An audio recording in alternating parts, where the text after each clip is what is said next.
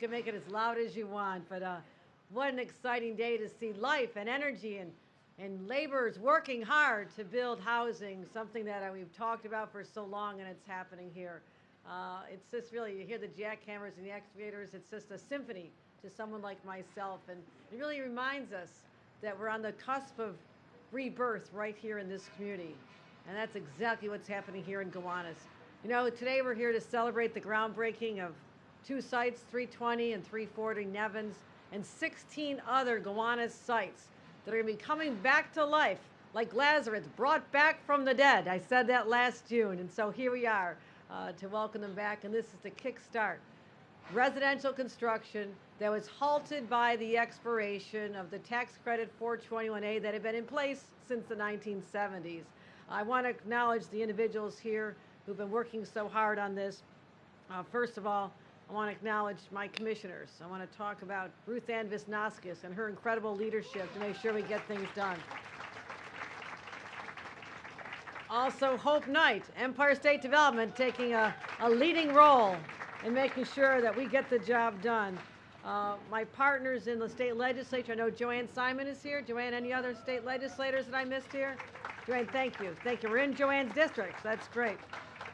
The city council members have joined us today. Our host, Sam Charney, and also Nick Silvers. Thank you for being the visionaries who stayed with us and got the job underway. Members of 32 BJ and Labor, are you in the house? There you go. I knew you were going to say that. Also, our city controller, Brad Lander, is here. Thank you for joining us in the fight to get more housing built in the city of New York. I see Council Member Gail Brewer has joined us, as well as other council members. We've got a whole list of council members here. Also, Deputy Mayor Maria Torrey Springer, representing the city here. Thank you. And so, this is a good day, good news. But did you catch the other news that came out? Did you see the news that was truly shocking and breathtaking in its scale? I'm talking about New York City's housing survey.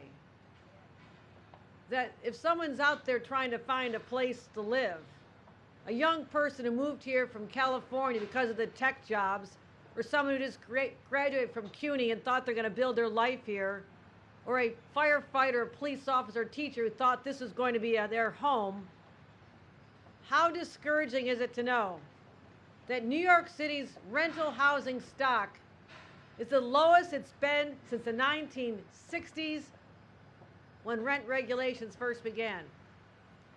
Now, just to put this in context, the experts say that a healthy vacancy rate is somewhere between 5 and 8%. We are living with 3 to 4%, half of what it should be. And we had a real problem on our hands. But when you go from 3 to 4%, and consider that a problem, we're now at 1.5% vacancy rate. Stark does not begin to describe that scenario for someone looking for a home here in the city of New York. It's not acceptable. The status quo is not acceptable. We don't have a housing shortage at all. We have a housing crisis on steroids. There's no other way to describe this. And sadly, it's one of the top drivers of why people are leaving our state. They're not all going to Florida and Texas, and I think a lot of them are going to have second thoughts about that anyhow. I mean, look at their governors. I'm going to get in trouble for that one. But I don't care. This is a great state. People want to be here. And they're only going to other places because there's not a place to live. We're hemorrhaging families, black and brown families in particular, who always thought that they'd be able to raise their kids around the grandparents. Get the free babysitting. I know that's important. Learn the values. Go to the same churches. Go to worship in the same community. Have that sense of belonging that you had growing up. And now you're going to break the fabric of family because we didn't build enough housing? That's a tragedy for our families. People are going places like New Jersey and Connecticut. Why? Their taxes aren't lower. The weather's not really different. They do have nice governors, though, but that being said, they have more housing. When we were fiddling while Rome burned, they were building up Rome. And that's exactly what we're facing here today. And I'm getting tired of excuses. Getting real tired of it. We just didn't build enough. We did not keep up with the demand. We knew what it was. It was always out there. And this NIMBYism and not here, we're not going to change that rule that's been in place. We're not going to be open-minded to change, paralyzed this community and many parts of our state. And now we're facing the consequences.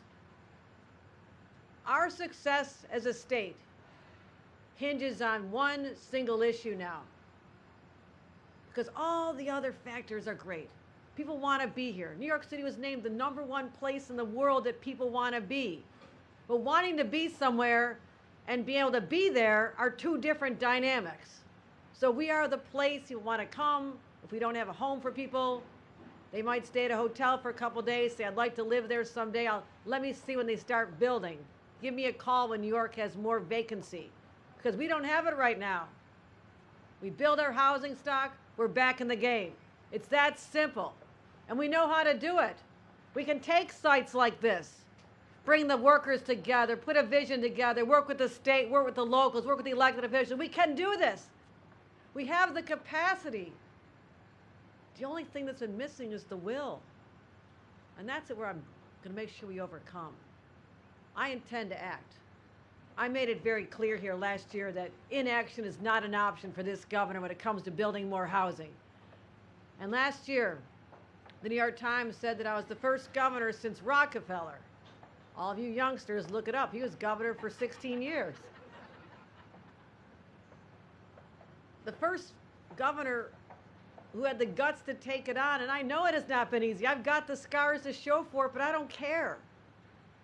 Because we have to keep moving forward.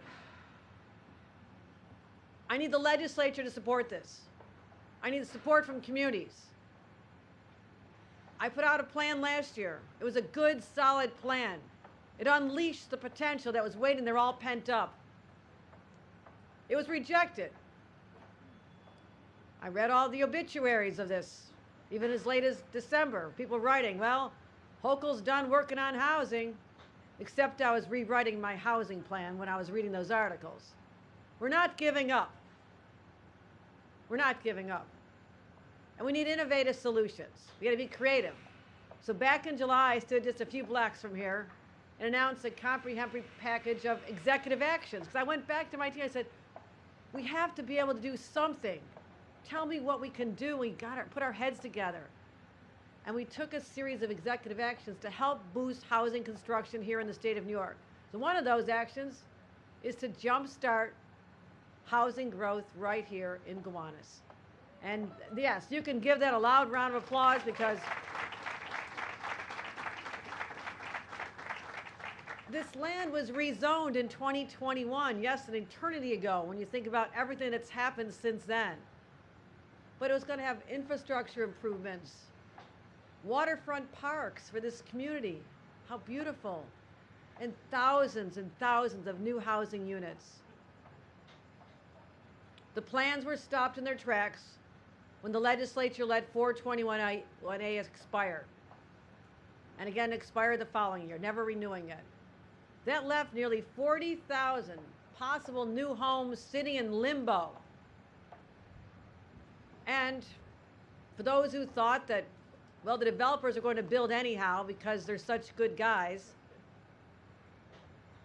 the numbers didn't add up. Capital got more expensive. Banks were saying no. No one was willing to deal with the realities that it was a different world for developers. And they said, we're not going to build. It doesn't work. I warned that. I said it could happen. And now, since the expiration of 421A, the total unit filings have dropped 78% in 2 years. So instead of getting out of our hole with all this equipment, we dug deeper into the hole. We're in deeper trouble now. Brought the momentum here at Gowanus to a screeching halt. The neighbors saying, what happened? We thought we were going to have all this beautiful work being done here. And many thought the housing would be scrapped for good, but I said no. No, not taking no for an answer. We're going to press on. We used all the tools we could. We launched a program through Empire State Development. I want to thank our commissioners, our CEO, our president, for working together to figure out some way to bring these stalled projects back to life. To qualify, the projects have to have at least 50 units because we're going big.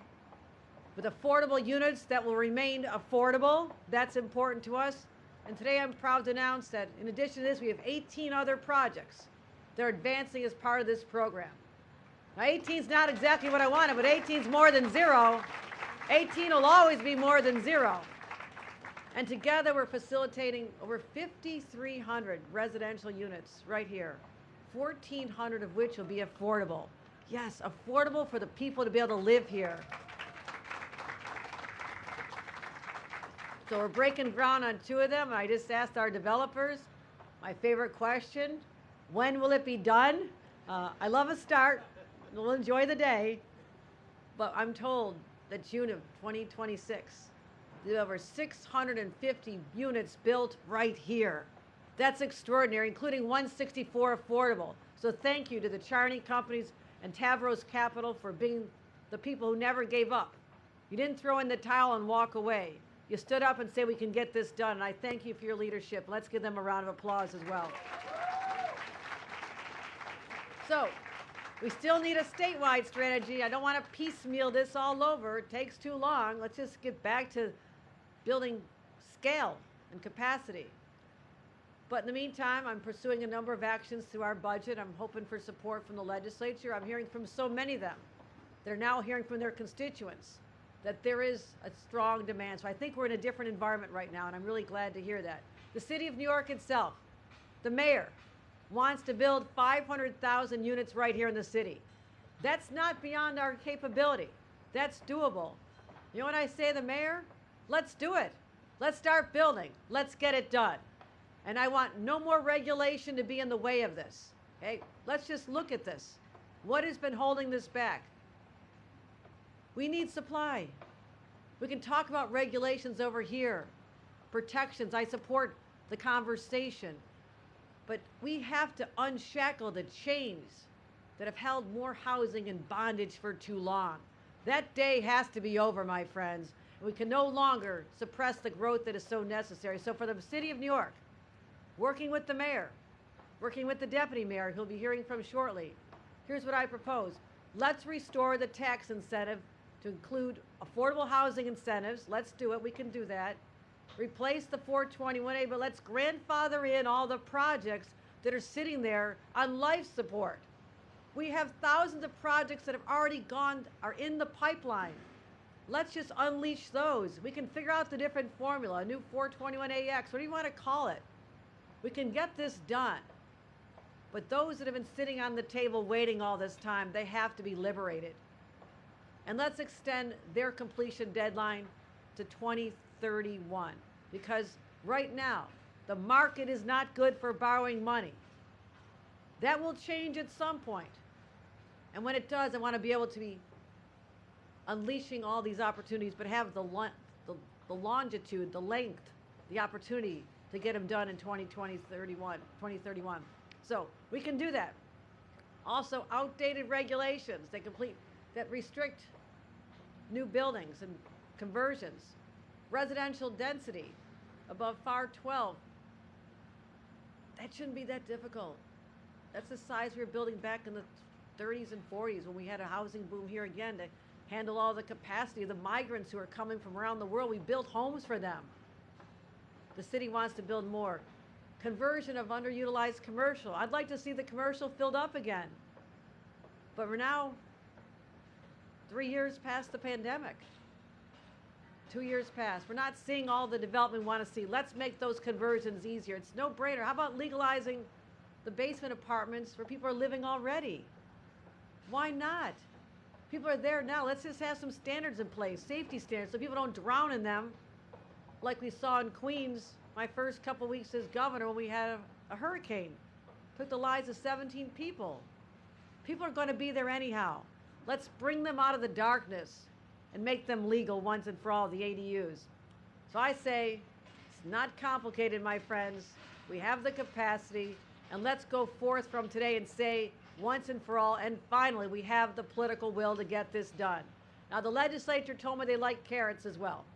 I gave them a lot of carrots, those big-sized carrots, not those little cheesy ones you get in the plastic bag. These were full-size carrots, $650 million worth of carrots. And I put that to the test. We have pro-housing communities. All that money's available for those who step up and say, yes, I will commit to being a pro-housing community. What does that mean? I'll break down the barriers. We'll keep our standards in place. Yes, we're going to go through seeker. Yes, we're going to continue the zoning review. Yes, we're going to continue the planning review. Yes, we're going to continue all the environmental reviews. And I did all this for 14 years in local government. I know all the ways you can say no. But I also know the ways to get to yes. So let's make sure we can do that for our communities. We already have, just announcing this, 20 announced this week from all over the state have signed up for this. I check the numbers every single day. We went from 60 to 80. We have 90 now, right? If I can get to 100 by the close of business today, that'd be a great week. So everybody go back to your communities. Say you want to sign up, be a pro-housing community so we can get this done. So I'm excited about this. We'll be creative. I'm looking at state-owned properties. $500 million sitting on the table next to the carrots, saying let's look at state-owned properties next to transit stations, college campuses, former prisons. I'm looking at this holistically because we have no choice. And so we're going to get it done. In continuation, our $25 billion 5-year plan to build 100,000 affordable housing units. That plan is still underway. We're moving ahead to build more housing that's affordable for neighbors. So, anybody think we can get this done? Anybody with me on getting this done? Can we build more housing? We can unleash the potential of the city of New York. I believe that. I have a vision for this state. I want our teachers to live here. I want our nurses to live here. I want our kids to be able to live here. We can get this done. Over the next day, this transformation is going to be a signal of what New York and New York City residents are capable of when they pull together. This will be the vision of how we had a breakthrough. And I'm going to make sure that we unlock the full potential. I'm going to keep focusing on this every single day with every breath I have. And I know that working together, there is no stopping us. Ladies and gentlemen, we're going to build more. Yes, indeed, we're going to build more. Build more housing. Build more housing. Build more housing. Build more housing. Build more housing. Build more housing. And 32 BJ, you can do your chant anyhow because you guys are really good at yours as well. BJ. All right, that was great. And with that, a great leader from the city of New York who's working in tremendous partnership side by side to bring forth more housing here, our Deputy Mayor, Maria Torre Springer. Let's hear what she has to say on behalf of Mayor Eric Adams.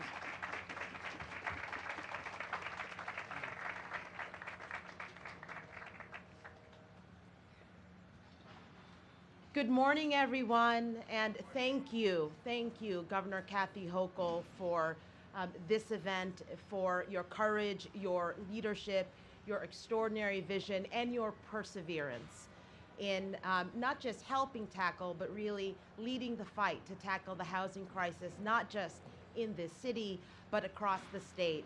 And I also want to acknowledge your amazing team with Ruthann Visnauskas and Hope Knight, two of my favorite people really across government. And you're right that this is a crisis that cannot be tackled by one level of government. And I feel wildly fortunate that we get to work in close partnership with your incredible team. So thank you all for being here today. I also want to thank Sam and the Charney Group, who you'll be hearing from in just a second, for helping build the housing that we need, not just in this neighborhood, but across the city. It's really fantastic to be in the Gowanus yet again. Now, this is a project, of course, that is the fruit of over a decade of effort led by so many people, of course, our comptroller, and in his previous role in public service as well. A long-term neighborhood planning effort that will transform this neighborhood and deliver badly needed housing in a corner of Brooklyn that has grown increasingly unaffordable in recent decades. But it's more than that. It really is also a model for how we can build housing, including deep, permanent affordable housing in high-cost neighborhoods across the city. Because as the mayor has said over and over again, our goal has to be to make sure that every neighborhood in this city is accessible to working families. And to do that, as the governor has said, as 32BJ has chanted over and over again, we certainly need to build. But the reality is, and the housing vacancy survey that came out has reminded us yet again, not that we needed a reminder, not that these are records that we actually ever want to break, but it reminds us of the urgency of this mission. Now, the numbers, they are staggeringly heartbreaking. A 1.41 vacancy rate in our city, the lowest it has been in more than half of a century. There is a functional 0 vacancy rate for units less than $2,500.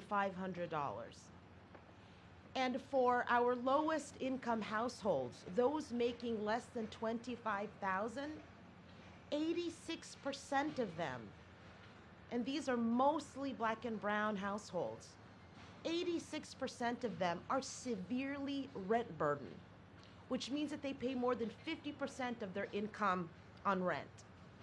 And so for too long, I've been trafficking, too many of us in this room who I know are partners on this mission, have been trafficking in this language of housing crisis, of rent burden, of low vacancy rates. And this mission has never been more urgent. And as the governor said, what has always been clear, and it's more clear today than it ever has been, is that the time for finger pointing and hand wringing and pearl clutching about this issue, that time is over. And what is particularly an opportunity that I think we have to latch onto, it's not like we have to create a whole new set of playbooks or now come up with a plan, right? While this housing crisis is daunting, we know that it is solvable, but we are missing tools.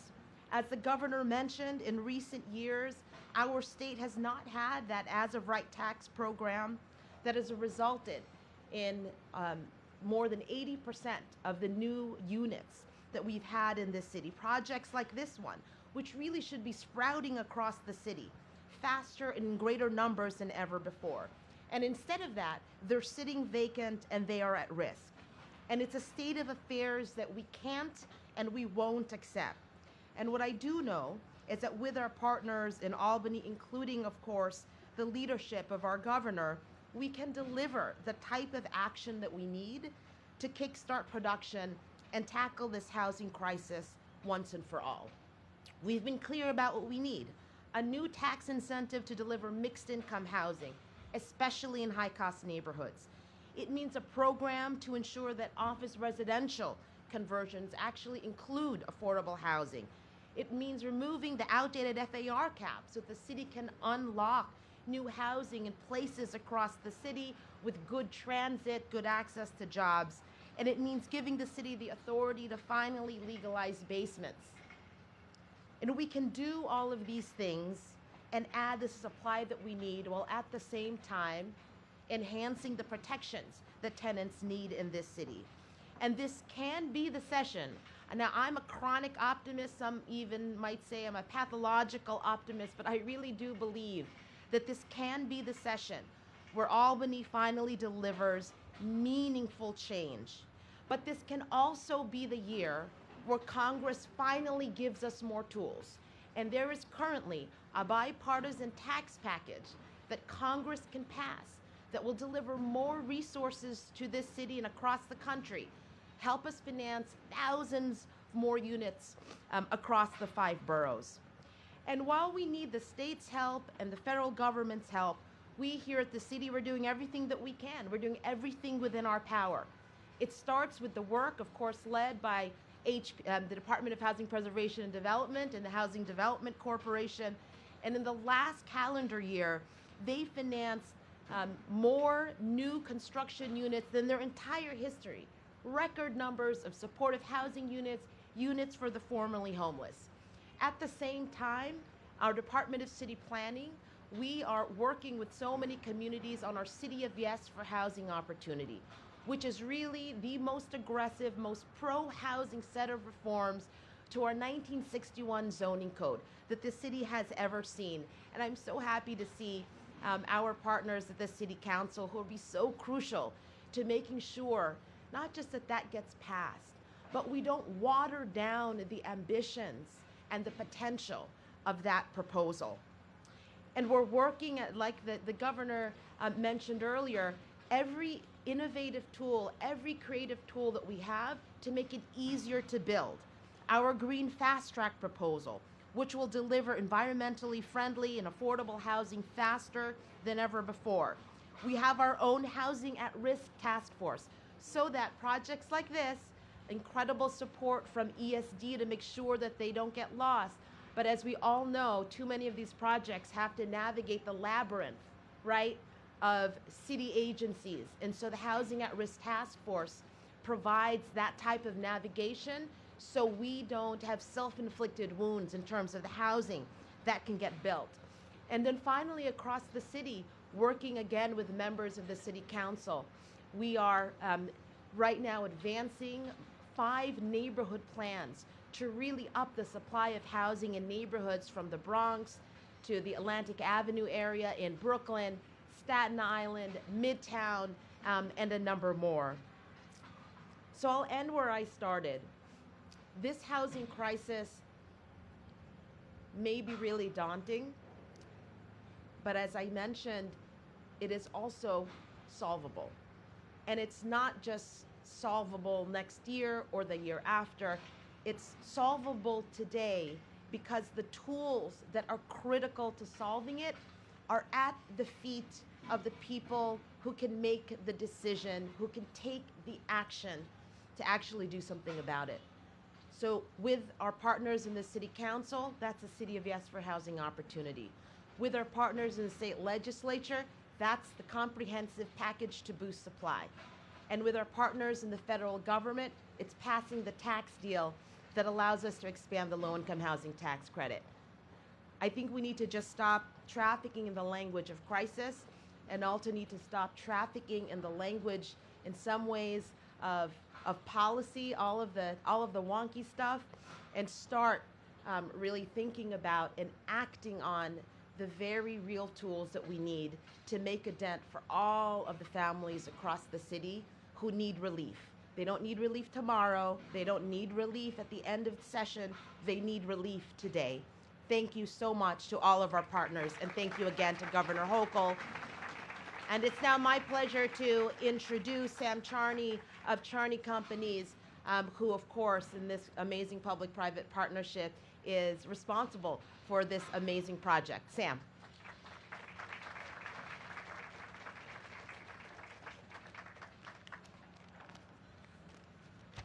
Those tough acts to follow, huh?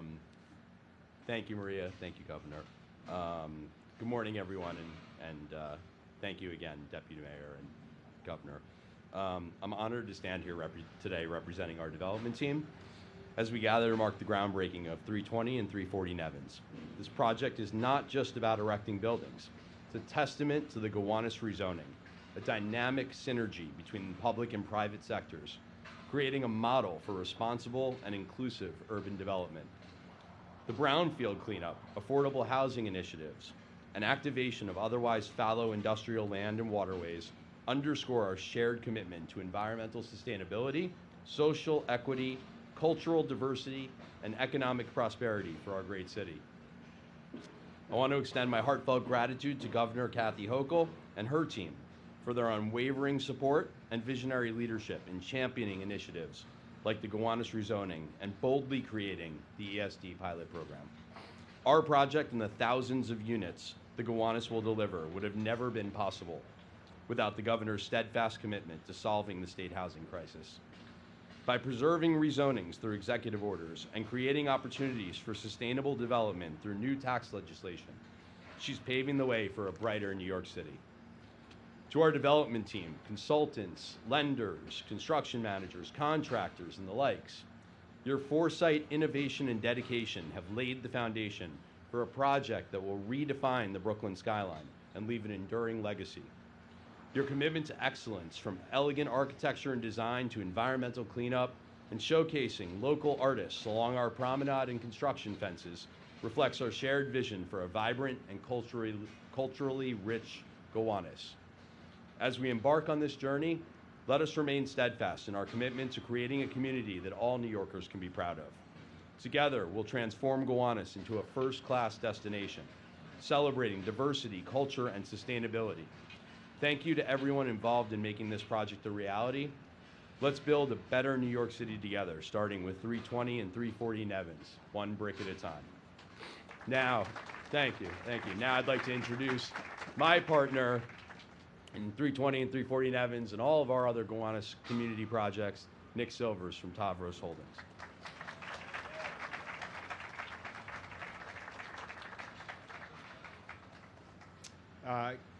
Good morning. I'm the last speaker, so I'll keep it short. Thank you very much, everybody, for coming out this morning. We at Tavros want to thank Governor Hochul for her Herculean efforts to build for the future of New York City.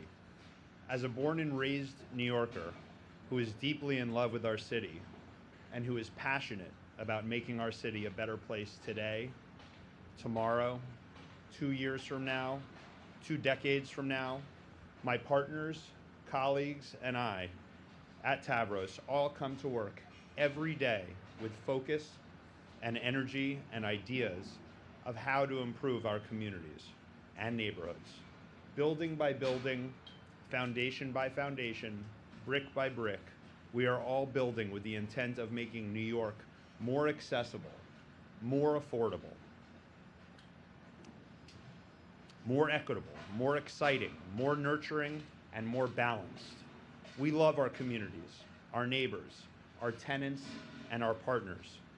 We are here to support and build for the artists and creatives who have made our city special, for the companies and businesses who are foundational to this city, for the professionals and for the future leaders who are building their careers, and for the families who are raising their children.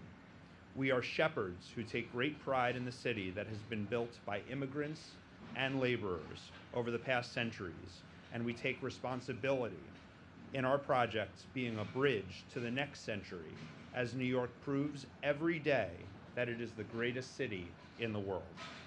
We want to thank the entire team at Tavros, our partners at Charney, our architects at Fogarty Finger, our construction teams at Broadway Construction Group, the wonderful organizations and people at Arts Gowanus, at Powerhouse Arts, the Gowanus Canal Conservancy, and all of the local community leaders who supported these efforts. Joanne Simon, Brad Lander, and all of our investors, lenders, and partners. Gowanus Wharf, our project that we are building with Charney Companies, made up of Union Channel, Douglas Port, and Nevins Landing, will be a revolutionary, visionary community made up of 4 buildings with 1,200 units that are 25% permanently and deeply affordable. As of today, let us all note, as you've heard over and over again, in New York, it is officially the worst that it has been since 1968 in terms of housing availability.